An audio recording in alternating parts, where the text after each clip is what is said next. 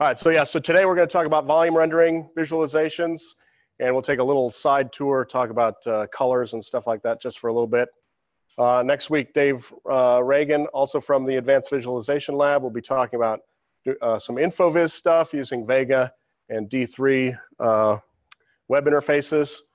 And then the week after that, Chris Eller from our group will be talking about big displays like this and other advanced media. And then I'll be back talking about VTK on the web in about 3 weeks. All right, so today we're going to talk about volume rendering for visualizations. Is anyone testing? Is this the screen that's showing up on Zoom? I just want to make sure. Okay, before we go too far. All right, and we'll talk a little bit about colors and color mapping. All right, so volume rendering, sometimes also called direct volume rendering, is just one specific type of visualization technique. We kind of touched really briefly upon it when we talked about ParaView in the second week. And specifically, it's for 3D volumes of data and more specifically for scalar data fields, right? And sometimes we get that 3D volume as a stack of images. And typically those, that data is going to be regularly spaced, not, you know, bunched up on one side or the other, or things like that. We get a lot of this data from either from computational simulations or oftentimes from several different scanning technologies like CT scanners, MRI scanners, confocal microscopy, kind of the usual suspects. A lot of medical-based data you'll find in volume rendering. And again, just kind of repeat that. So we talk about then, once we stack those images and we have this 3D volume of data, we usually talk about the base unit of that data as a voxel, which basically is just a play on the use of the word pixel to be picture element. Now we're calling each one of these little cubes that's inside our data set, each cell a voxel for volume element.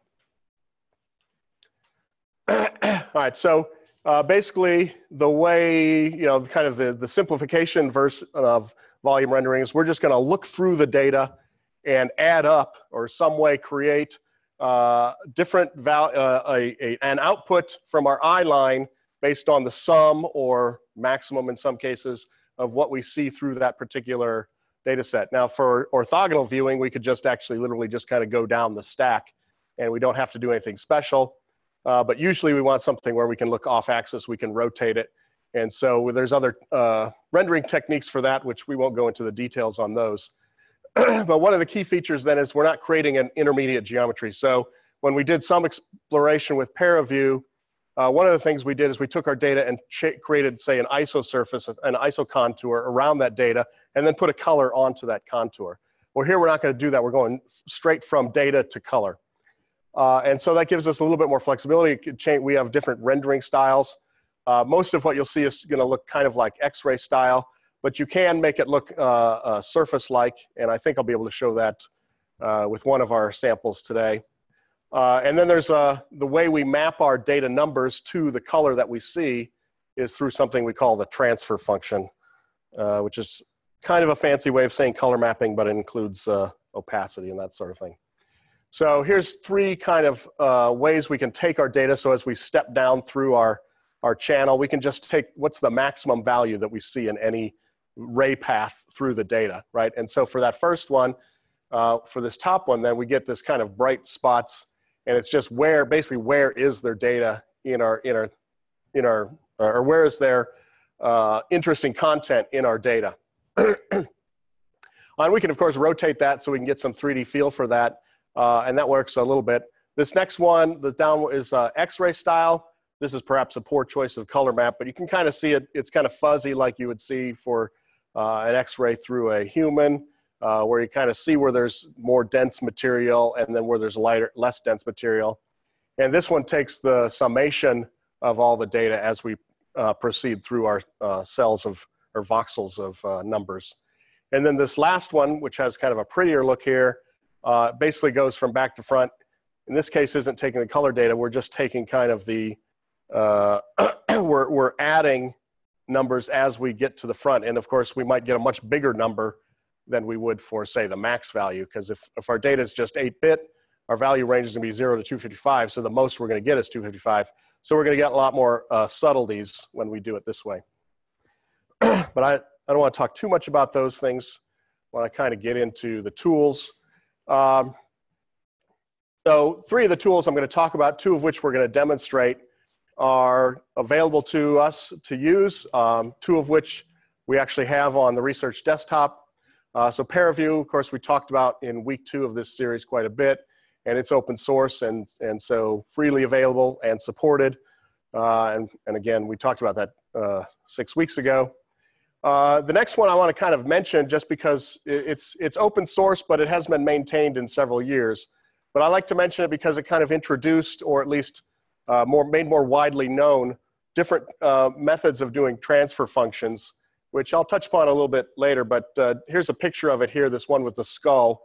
And if you look below the skull, there's kind of this histogram of data, but this is not a usual histogram. It actually has gradient versus data. And so you can go in and you can actually find out where there's curvature of your data set versus high or low values. And so you can use that to pick out and highlight different aspects of your data than kind of the traditional method of just taking the density of the data, or the value of the data, which in some of our cases is often density. And then the other one we'll look at is Toirt Samhlaigh, which I may have showed a video of earlier, and maybe I'll show a video later today if we have time. It's also kind of open source, but it's not really publicly out there.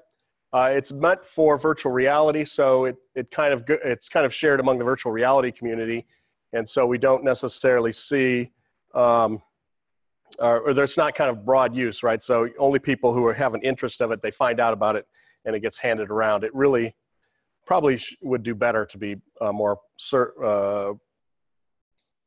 consistently provided, but that's someone else's concern, I guess. So it takes some concepts from Simian. It takes this notion of the gradient versus the data value in one of its features, and we'll look at that. So we'll actually get a taste of that this afternoon. And I also have it compiled on Carbonate Research Desktop as well. The problem, of course, is that even though it has a desktop interface, it's really intended for virtual reality, and so the interface doesn't work quite as well on the desktop as when it's in a full-blown virtual reality system. It's also a little bit slow because Carbonate doesn't have GPU, and we're doing the rendering over the network, and so it tends to be a little slow because it does a lot of GPU operations that on a machine that doesn't actually have a GPU, so it has to emulate the GPU. Whereas ParaView is also going to be sending data over the network, but it has a CPU-based rendering system for when it's on a non-GPU system, so it works a little bit better. All right, so the key, one of the big key really for doing volume rendering is this notion of a transfer function. And so again, it's for moving data values into some rendering parameters, which mostly means colors.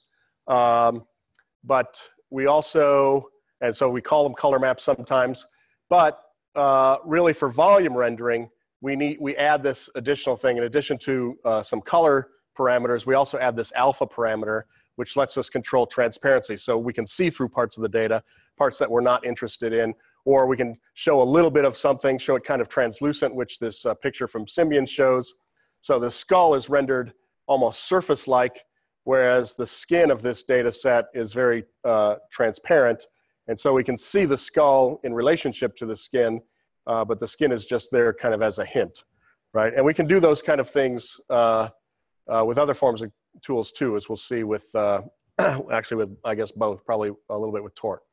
So here's kind of the 3 styles of interface then for the transfer function mapping and the systems we're talking about today. So ParaView on the left has this color map on the bottom and some color control points, the lower values on the left, higher values on the right, and then an opacity ramp in this big box here, where a lot of the values, when they're down at the bottom, they're completely transparent, and the higher the value, the more opaque it is. So we're showing, in this case, we don't see the image, but we're seeing a little bit of the data on the left, kind of a little bit transparent, and then there's some data on the right that we're showing as more or less opaque. And similarly for This is the middle one is the transfer function editor for Toirt Samhlaigh, and it provides both the color map at the top, a rainbow color map we'll talk about. It also shows the histogram, so you can actually get some data visualization right on top of the transfer function editor. And then this line down the middle is our opacity map. So in this case, anything that's very low value is completely transparent, and anything that's completely, or is high value is completely opaque with a linear mapping between them. All right, so I want to talk a little bit about this. I mentioned this rainbow color map. So one of the issues then we have with transfer function is we have to consider, and I mentioned this in the first lecture, consider the perceptual abilities of your viewer or of yourself. So in, I believe I talked about it on our first lecture that we have different red, green, and blue receptors. They're not actually red, green, and blue, right? They're actually maps across a range of wavelengths perceptibility. And so we call them red, green, and blue typically because they peak at different places. So the blue one here peaks at about wavelength 420. The green sensors, our green cones, peak in sensitivity at about 534 nanometers, and red at about 564.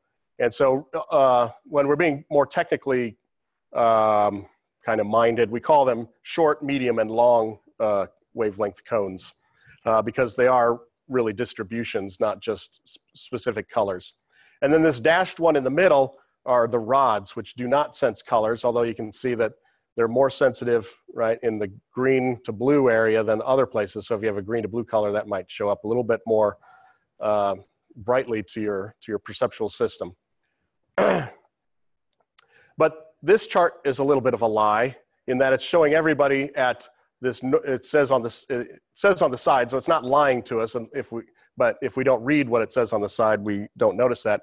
It says normalized absorbance, right? So this looks like everybody gets the same number. But here, down in the middle now, this is the actual absorbance. So you can see that the short wavelength one, our blue, really doesn't absorb very well. And there's partly because we don't have very many blue cones in our retina.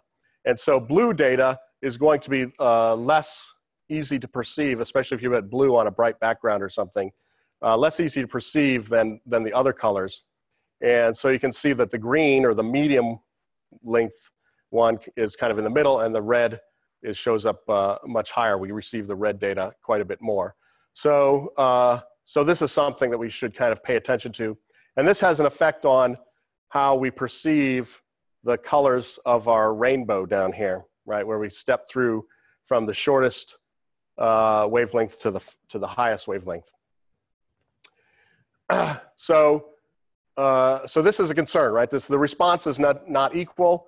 I already said we're not sensitive to blue, but if we take this and say how bright something is, this really kind of triggers some things. And so this map here, which shows precipitation over the United States, really kind of highlights that, right? So it looks like, there's this progression here, but something happens here, right? Down this line, right in the center of the geographic United States. And so what is that, right? So what's happening between Minnesota and the Dakotas and Iowa and Nebraska that makes this side so much different than this side?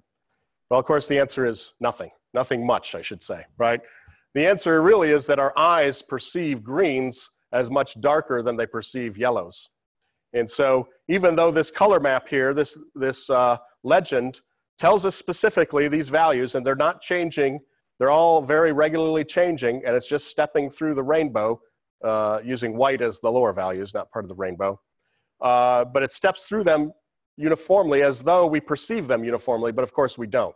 We see a dark side and a light side, and with this big dividing line in the middle that doesn't really exist, right?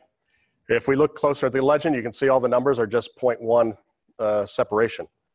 And so here's that issue, right? So here, if we convert our color map to grayscale or luminance, you can see, well, it starts off light because it's white, it gets pretty dark, but then it starts getting light again, gets even lighter, and then it gets darker even further down the color map, right? So we're not getting good information.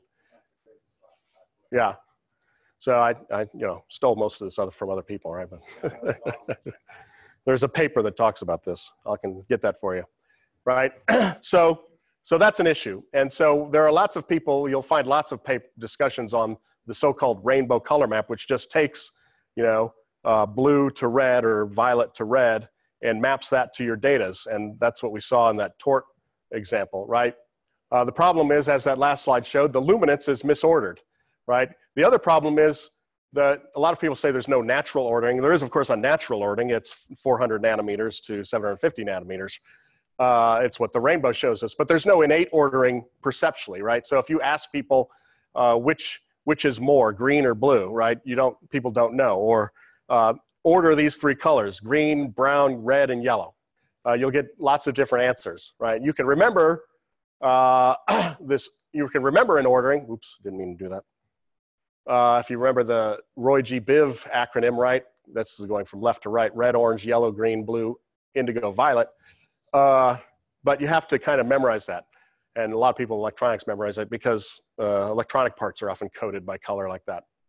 But there's no perceptual consistency, right? So one of the things, if you look at here, the yellow band doesn't look as big as, say, the green band, or especially the cyan band. But if perceptually, you would see, if you kind of stepped through this, you'd have oops, darn it, did it again. You'd have a really big area of cyan that might cover a broad range of numbers, and the yellow might just cover a little bit of the numbers, and you can't tell that cyan really is a bigger range than, say, the yellow, right? There might be multiple value ranges that fit in that cyan. It's also not colorblind friendly.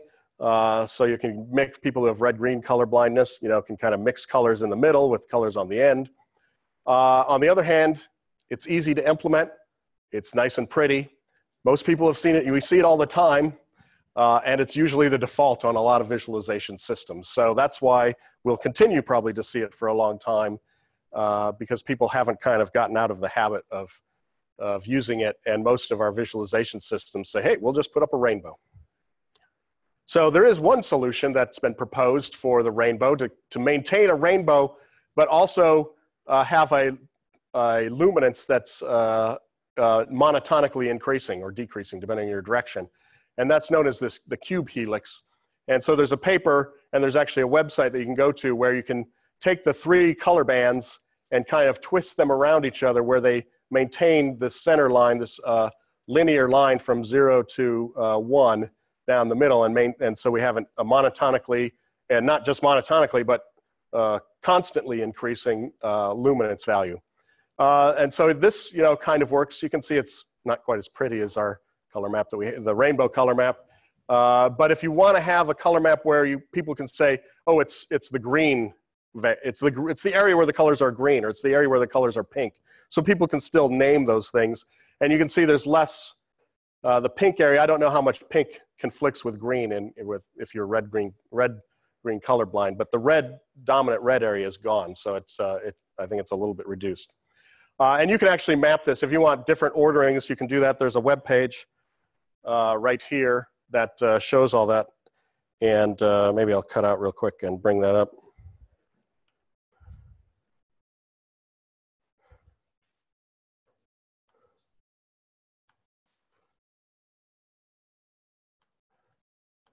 Where'd it go? There it is. Oops. So here's that page, and you can give it values of what the parameter values are going to be, and then the colors that you want, and then it'll take this and you can create your own wedge there. And also there's a link to the paper that describes the system here. All right, so if you're interested in that, that's on the slide.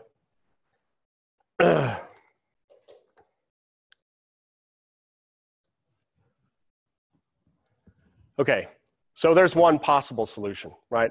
Other solutions are to kind of avoid the whole trying to get all the hues of the rainbow included. But I mentioned that we keep a constant luminance or constantly increasing luminance here, but luminance itself has some issues, right? So it's not perfect either. And we often kind of talk about luminance and brightness as if they're the same thing. There, of course, is a relationship between them, a positive relationship between them, but they're not exactly the same thing. For one, our eyes adjust how they see different luminances depending on the situation we find ourselves in. And our eyes are pretty good at seeing different orders of magnitude of brightness, but again, that shifts, right? So we can see anywhere between 9 and 13 orders of magnitude, where if we have sunlight up in this area, so this is luminance on a log scale, candles per meter squared, and so sunlight's up here in this range of about 5, we can still see down in starlight. Matter of fact, we can see sometimes less than starlight if we give our eyes a long time to adjust. And so, and this, by the way, this notion of sunlight, starlight, this is what a piece of paper looks like at that brightness, right? So a piece of paper, a piece of white paper looks this, I should say, looks this bright to us, whatever this value up here is, depending on the situation we're in, right? So if it's a darker object, we'll see it less. Here's some perceptual terms for different stages of sight that we're seeing. Basically, scotopic sight means we're not using our cones. The use of our cones breaks off down here at this -4, -3 area. And so we can only see black and white. We can only see luminance down in this area because we're only using our rods.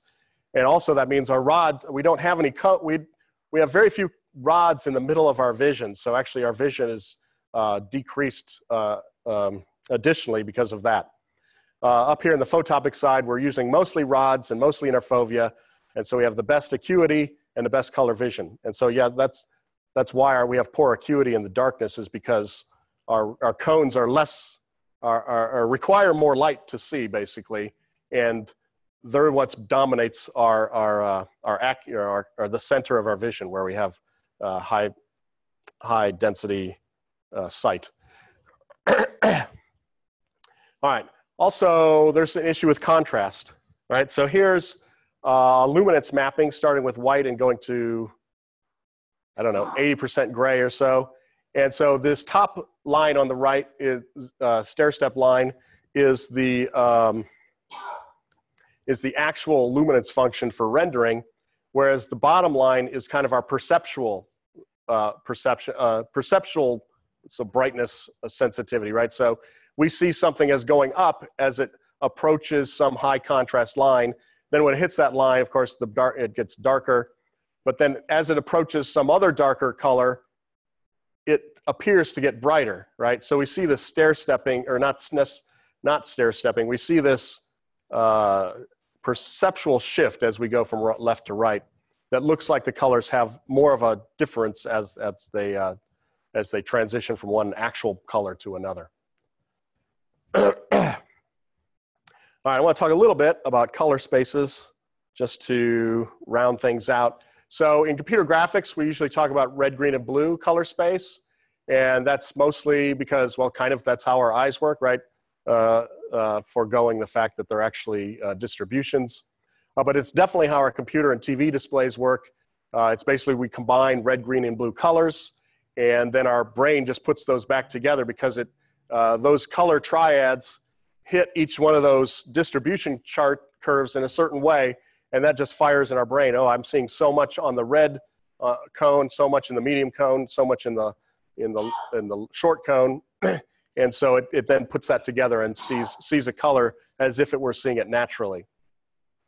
I say not perceptually based, right? So basically what I mean there is that we can't just say, I want to make it brighter, right? So if I want to make something brighter, how do I do it in RGB? Well, I just kind of increase red, green, and blue, but if I don't increase them in a certain way, then I'm going to change the shade of the color as well, the hue. So that's what I mean by not perceptually based here. So to kind of counteract that, there's a couple other color spaces that are popular, especially in computer painting programs and things like that, called HSV and HSL, where the H and the S are hue and saturation, and then the V is value, or in the case of HSL, the L is lightness. And so when I say more perceptually based, that means I can adjust how bright something is, how washed out something is, and how black and white something is by adjusting these parameters, rather than having to kind of go through a convoluted mixture of changing some red, some green, and some blue. I can do it more naturally. So that's what I mean by more perceptually based. So hue kind of maps to our wavelength of light. So both of these cylinder mappings on the right side show us from going from which is kind of cut out here, but it shows going from blue to green. Obviously, this is not the rainbow. The rainbow would cut off right here, and then the cyan would blend in back to the green, but we've kind of stripped it away to see the notion of saturation here. But we turn it into a circle, even though it's not that way in nature, right? The rainbow cuts off at red and goes into violet. So somewhere along here, maybe this line right here, it transitions. So in that way, it's kind of not natural at that point, but we can shift our hue from through the colors of the rainbow and then wrap around. But for saturation and value and lightness, saturation basically means, as it says over here, we go from white in the center to being more colorful. So no matter what hue you choose, if you're right in the center, if your saturation is 0, you get white. Or if your saturation is 1, I should say, you get white. And then as you become less and less saturated, I had it wrong. 0 is right. 0 in the center is white. 1 normalized to 1 is kind of the bright, colorful version of the saturation. Value, instead of going between white and the color, goes between black and the color. And so if you have a low value, then you have less of the color and more blackness. And if you go higher in the value, then you have more of this colorful hue of the rainbow. And then, so that's one way of doing it. Lightness is very similar in that instead of just going from black to the rainbow color, it actually goes from black to white. So in this case, our cylinder is entirely white on top. The colorful colors are in the middle, and then it's entirely black on the bottom. And so we kind of shift between black to white. And then we can also go how much mixed the color is as well. So there's a little bit of redundancy here, but there's really redundancy in all the methods. And then this top one, this cube, is kind of the unnatural one, right? So you can have how much blue is there. You move to this corner, or you move from the far away plane to the near plane. If there's blue and no red and green, if you're down in this kind of corner here, then it just is blue. If you just bring in green, you have blue and green, you're in the cyan corner. If you bring in just red, then you're purple corner. And if you bring in all three, you're on the white corner. And then on the opposite side, if you have all of them 0, there's a black corner in the backside, right? So those are just kind of the ways you can manipulate colors, and you'll see these. Mostly you'll see this is the default, the red, green, and blue. But most tools also give you at least an HSV, hue saturation value manipulation as well. And we'll try and find that in the ParaView tool when we get there. All right, so almost done talking about colors, I think here. So one of the other issues with colors is, of course, being able to name them. We talked about that a little bit. And if you want to have named objects, if you want to have categorical data, people have discovered that you can name about 8 to 12 colors, right? And of course, in some cases, one of those colors is going to be the background. And so these are the colors, especially that can be named consistently, and you can get these, you can communicate with people with these kind of names. This chart on the right shows the similar thing in that here's another way of representing the color, right? So we have green far to the upper left and red far to the upper right, or at least the reddish area, white in the center and blue on the bottom. So this is kind of, whoops, darn it, another mapping of the colors. People have been experimentally studied, and they fill in all these values. So all these gray ones will actually have a color, and people will be presented with the color, not with the whole chart, but just with an individual color. And if multiple people respond, actually if at least 3/4 of the people respond with the same name for that color, then that's how it got named on this chart, right? So there's a little area in the upper left where everybody calls these 15 colors green, and everybody calls these 3 colors yellow.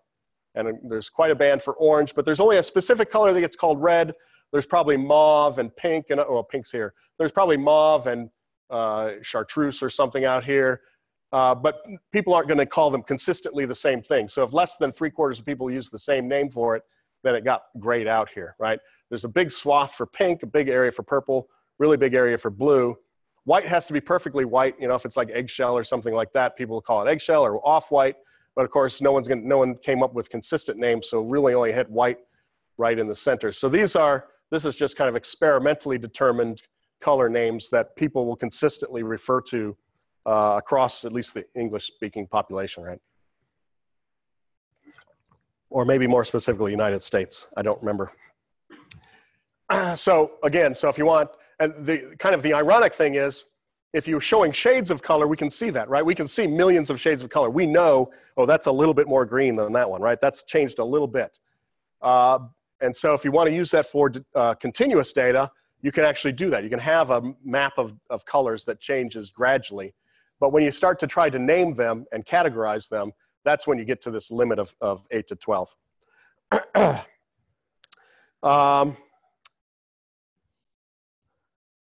So I just want to talk a little bit about other places where you can go to get information on color. So that's all I want to say.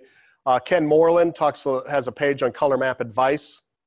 And so this is his webpage. Ken is one of the creators of ParaView, or at least maintainers of ParaView and debuggers of ParaView. And so he influences a lot of the stuff with ParaView, although I think probably I don't know if ParaView defaults to the rainbow color map still or not. But anyway, he has some nice information about colors and tells you to avoid the rainbow color map. Colin Ware has a third edition now of his book Information Visualization, where he talks a lot about this. That's where this chart comes from, this color chart on the right here. There's also a page which a lot of people refer to called Color Brewer, and it has the ability to choose a category or categorical color map data with just a handful of hues, and also it avoids color maps that don't work for colorblind people, but it is mostly designed for 2D visualizations, like this picture here, and I have that web page called up too, so let's pop to that real quick.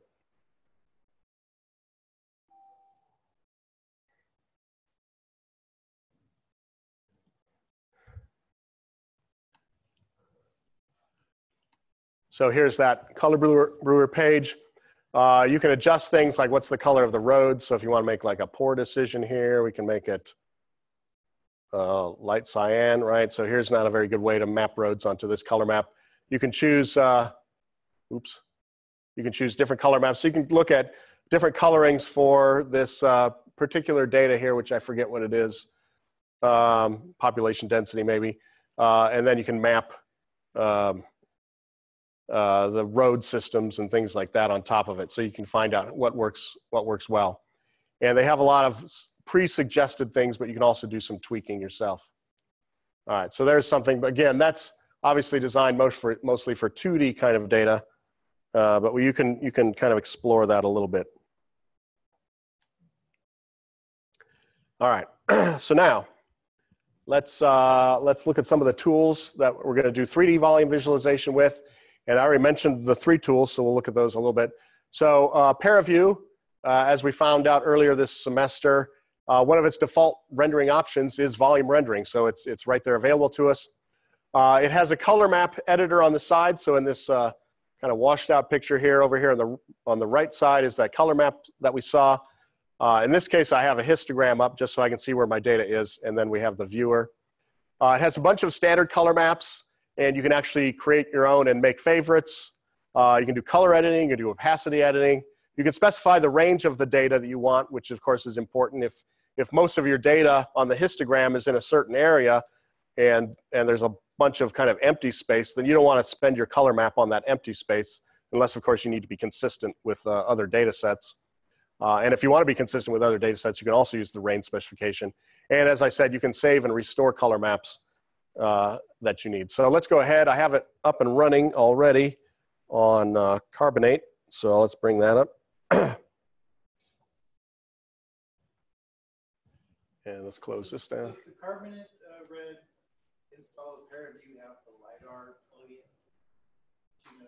Probably not, but if you email me, I can work on that because I'm the one who maintains it. So, all right. So the question for other people is whether the ParaView on Red has LiDAR. It'll read points in, but I don't know. It won't read like LAS files or something like that without. Is that what the LiDAR? Yeah, we'll talk later. Yeah. All right. All right. So here's ParaView sitting on top of my desktop. I just restarted it because it was running slow. So I'll go ahead and open some data. Oh, let's go to recent files. All right. So I have visible male and I have a tomato. I guess we'll start with the visible male. Now, one of the things, this is raw data, which means I actually have to fill in these data values, which I have the numbers for here on my screen. So some of our data sets are in formats where it's just the data, and then you have to have like information separately stored. And that's the case for the visible male here. So the visible male is 8 bits data, so that is unsigned care. It's big endian, so we're good there. We're going to need to scale up the X dimension. And then in X, it is 0 to 127. In Y, it's 0 to 255. And in Z, it's 0 to 63. All right, apply that. Now I have my box. That doesn't look right though. Let's see what happens when I bring up the volume. Ah, yes, so I messed something up because that's not the whole person. Let's see. Oh, I was looking at the wrong one. This bottom one is 255. I was looking at the tomato data set. There we go. All right, and since that webcam wasn't working, I can use this mouse.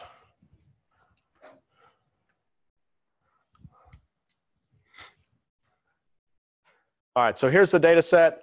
Looks like by default, it's not the rainbow color map, so that's good. If I want to edit the color map, if I want to see the color map, well, for one, if I want to see the color map, there's a button here.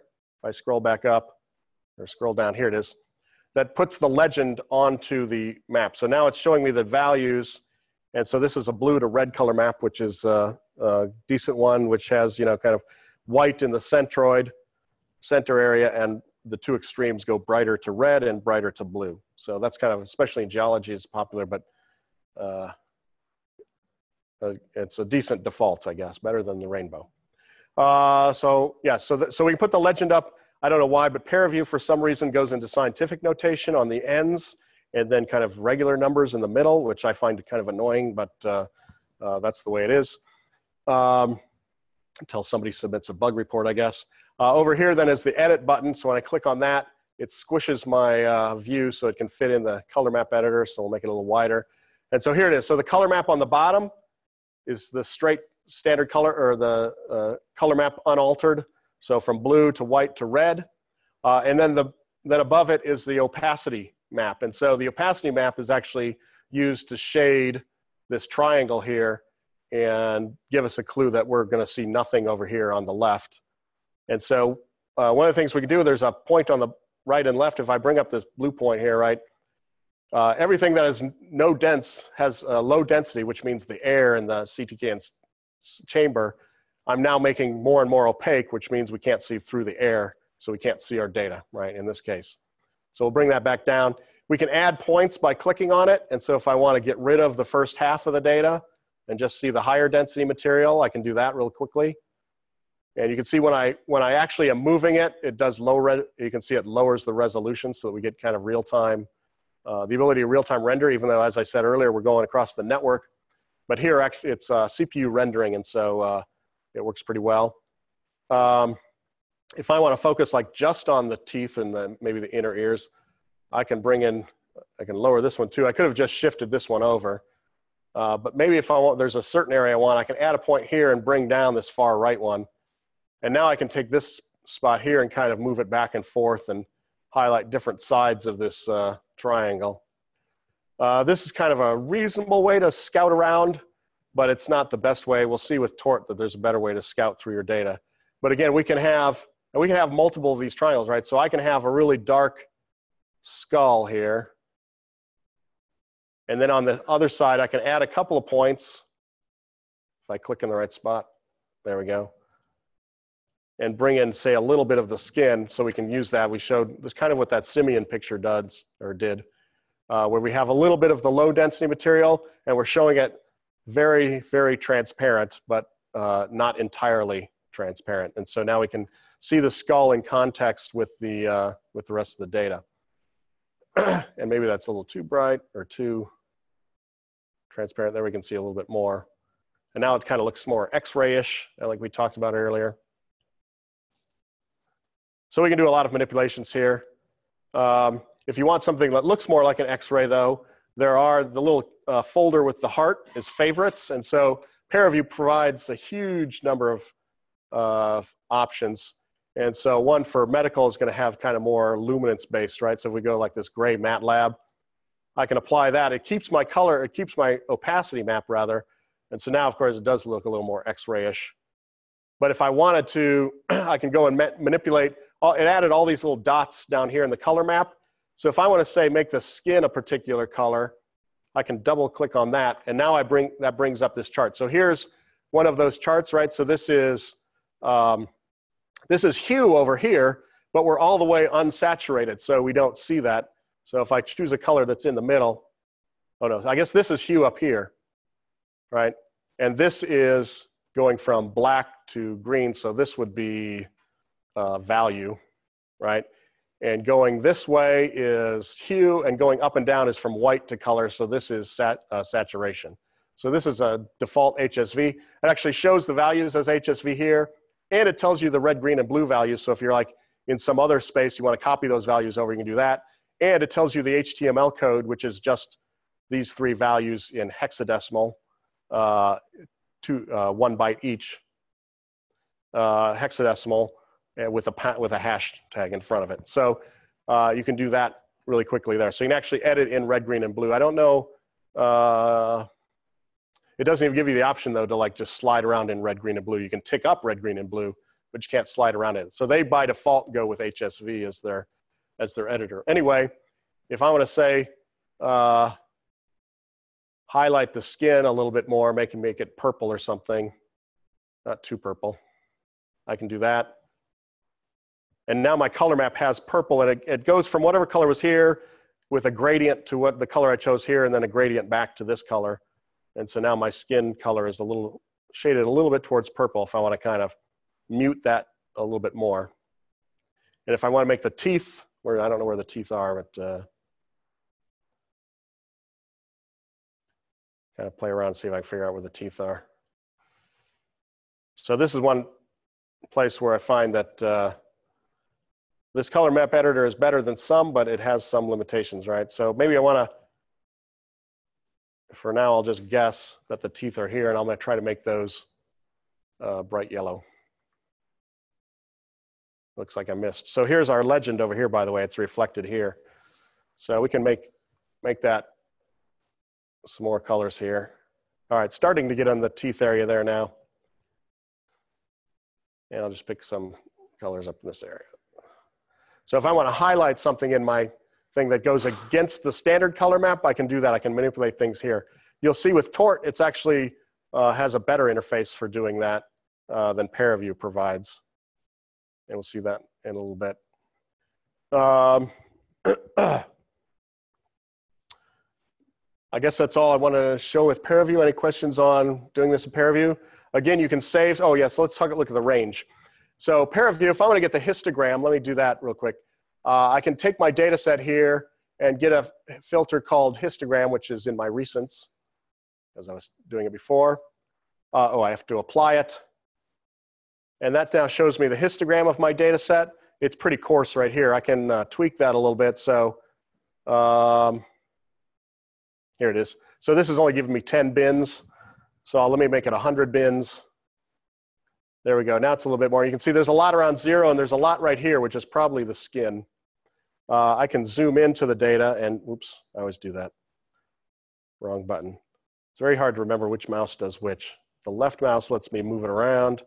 So I can zoom in on what the values are. I can put my mouse over the top of one, and it tells me both the center value of this bin and the number of points, data points in that bin. So 145,000 centered around 14.95. So this data set goes up to about, it's one, like I said before, I hate it. Always click on that, and then it does that.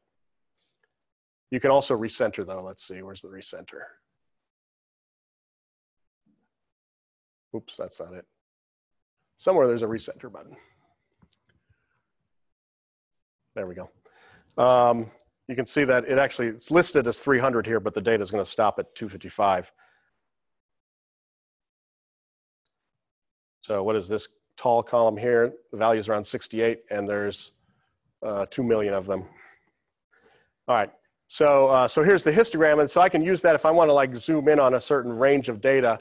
I can go back to my color map editor, which I don't know why it shifted away there. Let's go back to, oh, I know why, because it's on the histogram. If I go back to my data,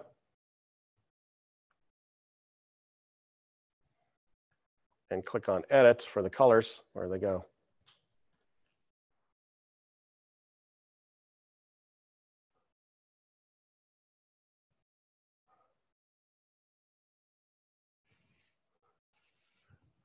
I lost my color map. In the layout window? Oh, do I have to click on the layout window? Right, good point. Yes, good, thank you. Right, so when the layout window here is highlighted, then it gives me my color map.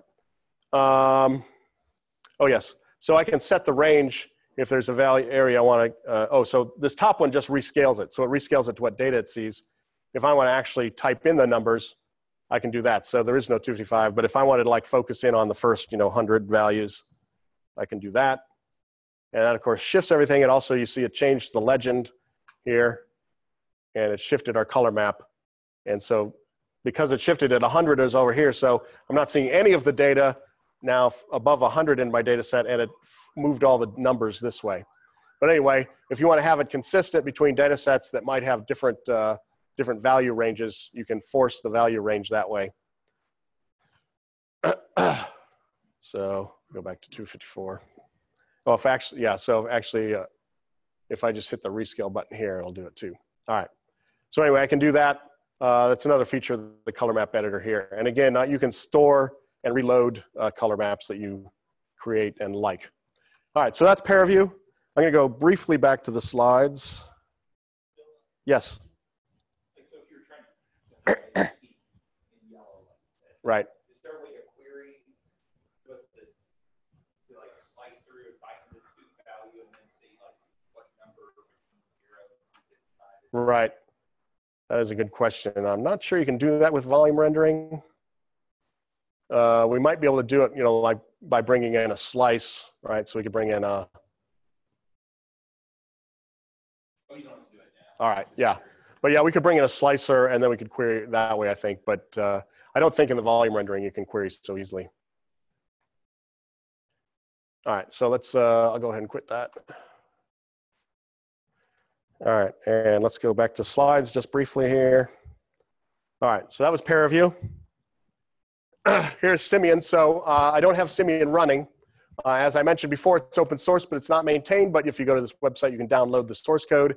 And you'll probably have to mess around with it a bit to get it up to modern C++. But my guess is it's doable if you're motivated. And it is a pretty good tool for doing volume visualization. And so if I have some time at the end of the semester, maybe I'll do that. But anyway, one of the neat things that it does then, and this provided the dissertation for the guy who wrote the software, Joe Niss, it provides this notion of not just looking at the plain values of the data, but comparing those values with the gradient of those values and maybe even another order of those values, where you can then find where interesting things are happening inside your data. And so again, I showed the histogram in another window using ParaView, and in Toirt we'll see that Toirt, well, we already saw a slide of it. Toirt provides you the histogram as part of the color map editor, which is very nice. Simian provides you the gradient versus the data histogram, which Toirt also can do, actually. We'll see that in a middle bit. So that's what this little curved gray stuff in the background is. So that's, that's the kind of things you'll see in this gradient mapped, plotted against data, its own data. You'll see these little sort of horseshoe things. And so you want to find out a lot of times where these curves are happening. That's where interesting stuff is happening. And so every time where there's a little bar here, that's a different mapping that's added together into Simian. So one of these is the skull, right? And one is the teeth, and one is this light skin around it. I'm not sure what there looks like there's 4 of them here, so I don't know what the 4th one is doing, but you can add those all together and bring them in kind of independently. And you can see you can stretch and squash these and stuff and make them cover different regions of the data set. All right, so anyway, so that's, even though it's not, and so here's some, if you happen to download it and use it, here's some instructions and for the different things you can do to manipulate the data. So as I said, I don't have that running, but the reason I bring it up is that Toirt has some of those features, right? So Toirt is, again, virtual reality volume renderer. It is open source, and as I said, hard to find unless you know one of us who has it. It has a better color map interface. So even this generic one here where it shows the histogram, well, so this is the standard one where you click on it, you add points, and you have to move the points around. It's kind of a pain. This one's actually even more of a pain than the ParaView one, but it has this Gaussian feature, which I'll show when I do the demonstration, where you can get these little Gaussian curves, and you can have several little Gaussian curves, and you can move the whole curve around. And I find that very convenient for scouting through data and finding like where the teeth are, right? It works really well for that. And then once you find where the teeth are, you can adjust the color map. You can see it has the rainbow color map here, which unfortunately is the default for Toirt Samhlaigh. And double, unfortunately, is that when you're not in virtual reality mode, I found that the menuing system won't let me change the color map. So I'm actually going to have to use the rainbow for those demonstrations. And then again, over here on the left, on the right rather, this panel is another transfer function editor, which is based on that notion of Simian had, where in this far right visualization, it's mapping gradient versus data, and you can see these little horseshoe things, some bright areas and some kind of lighter areas of curvature. And then the other window is actually just showing a slice of the data. And so it's actually this gradient versus data value is only showing that information for this one particular slice of the XY plane, this one little slice where Z equals a particular value, in this case, 128.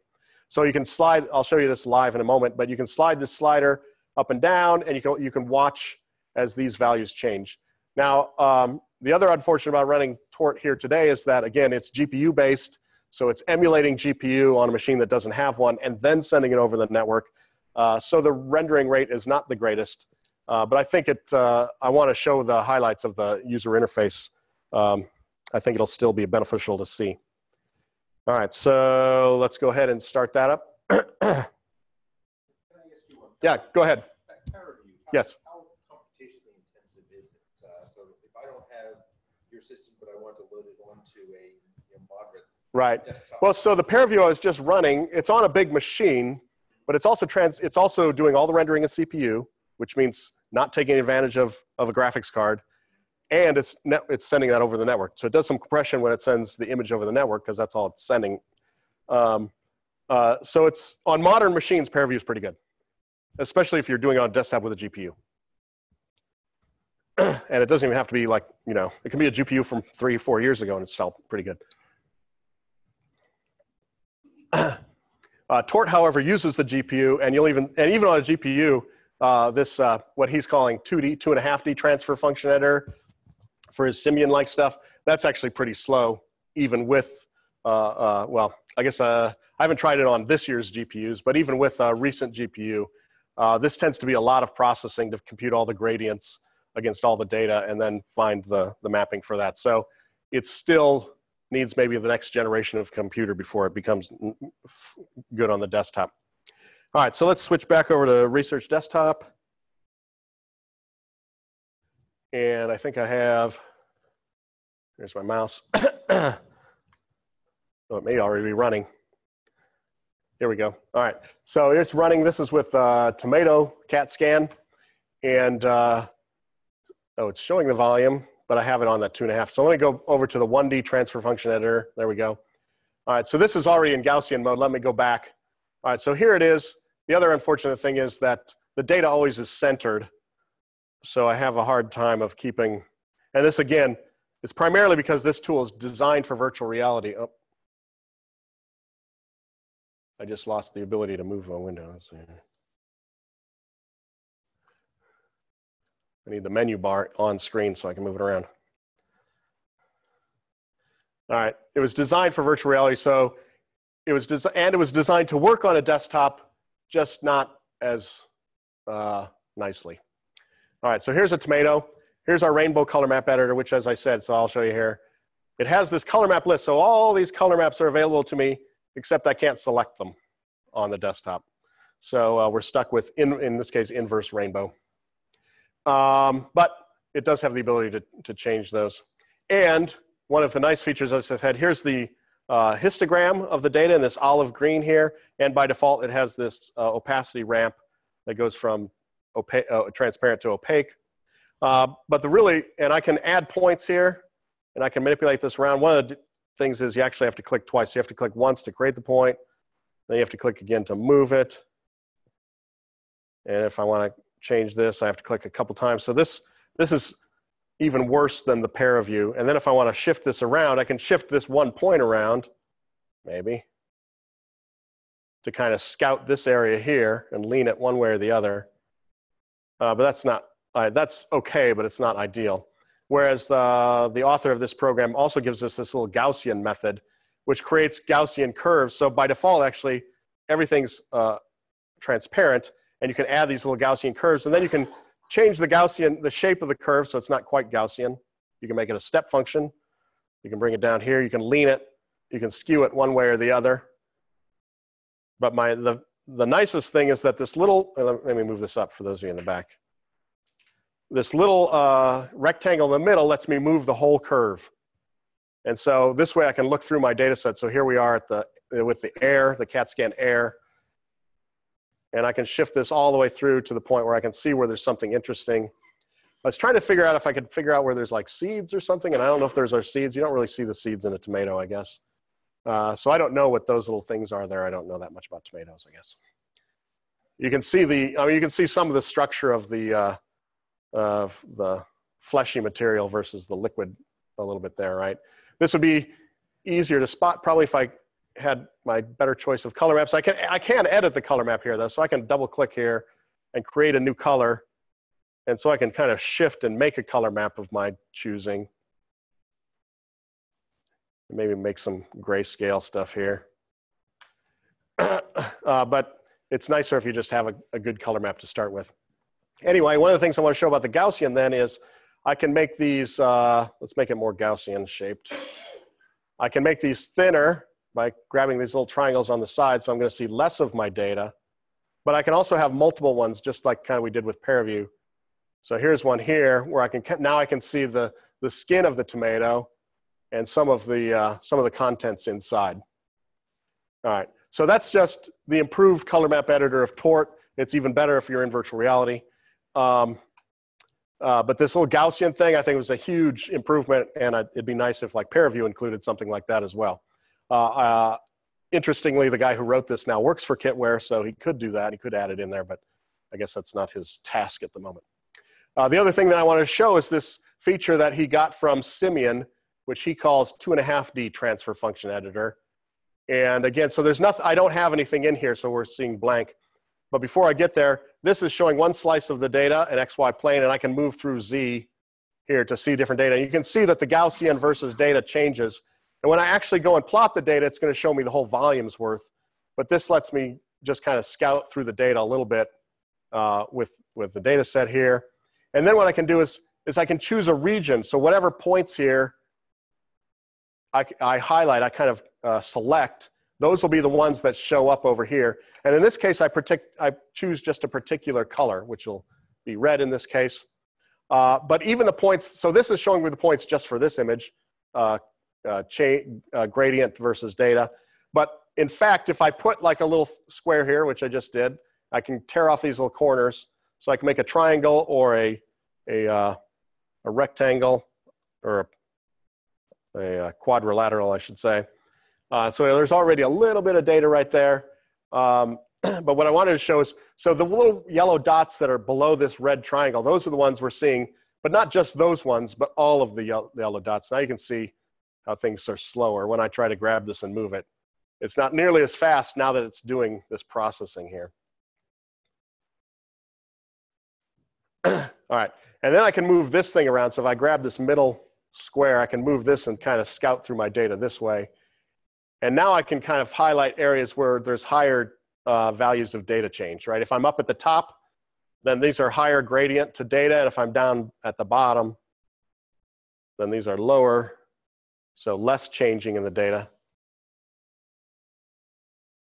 And so there you get some noise in the data over there. It's kind of the air area. And you can see it's kind of moving slightly slowly. And if I rotate, you can see that the rotation is not great. This on a desktop runs fine, but without a GPU, it's a lot slower. It's doing a lot of GPU processing. So the area where you drew the triangle, what are the axes on that represent? Right, so the Tomato has, I think, actually 2 bytes of data, so it's 0 to 32,000. And so this is the data going this way, and this is the gradient, the rate of change of the data. So like where there's skin and it goes from air to skin, right, you're gonna have a really high gradient. And then when it goes from the skin to a little bit liquidier stuff, you'll have a gradient that's medium high, right? So it basically shows you more transitional spots inside the data.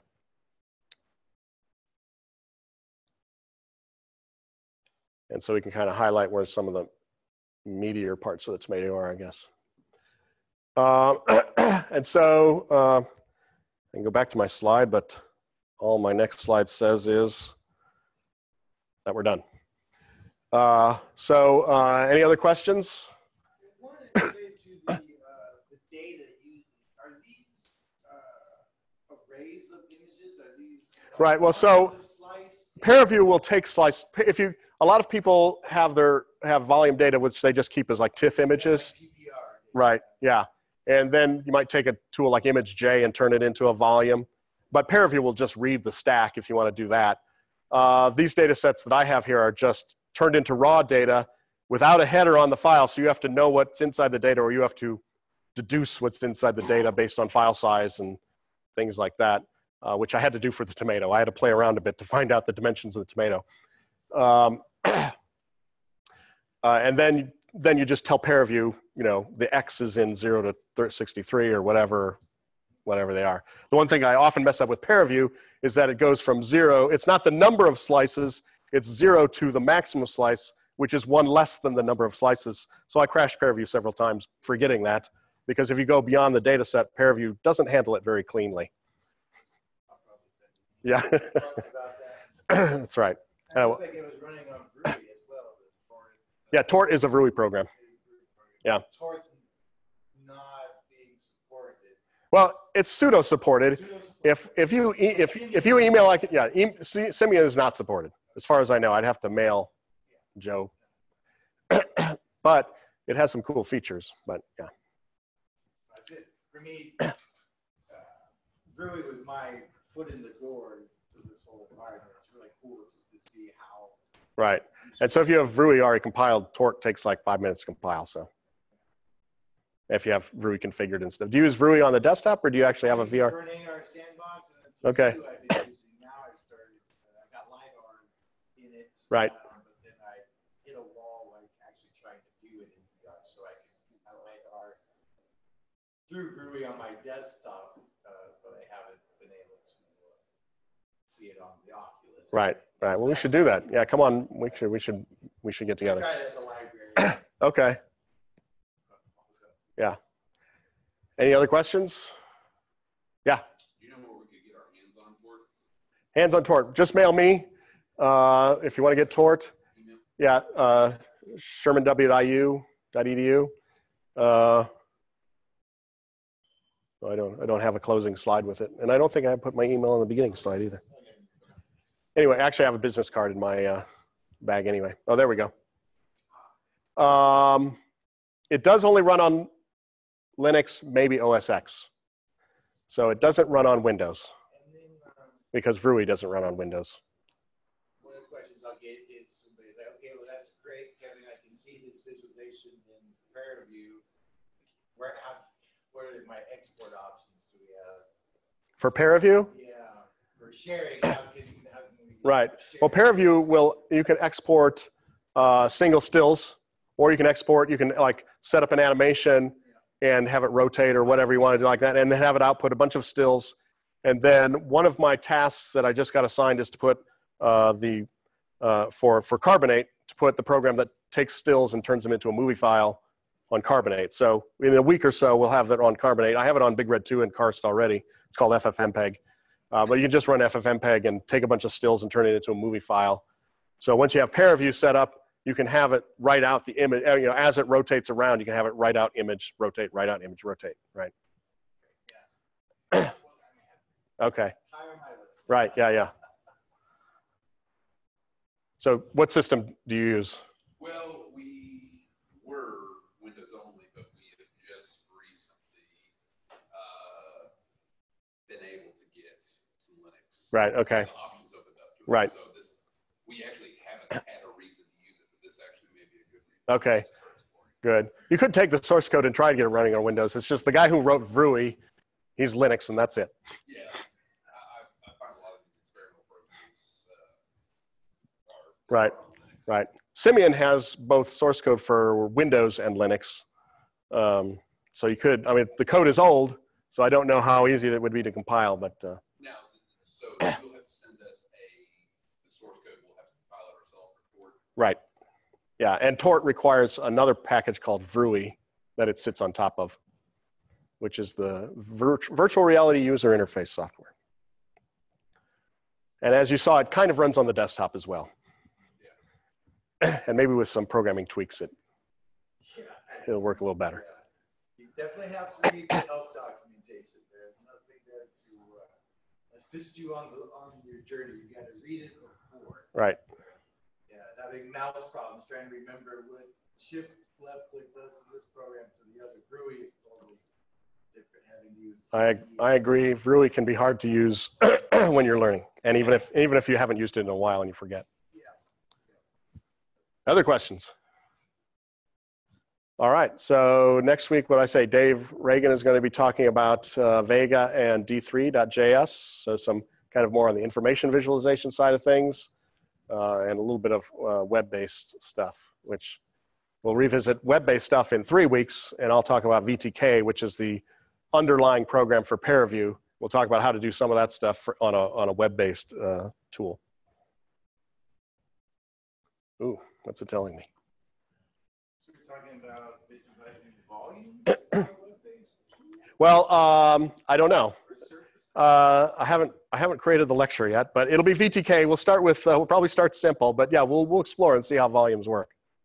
Stage L complaining to me today about Yeah. like, I need 3D on the web. Right. We'll find out. So we may just use the machine that runs this screen rather than my laptop because that has a good GPU on it, and so we can just test that straight on the web browser. Thank you. Yep. All right. Thanks for. Don't forget if you haven't signed the sign-up form.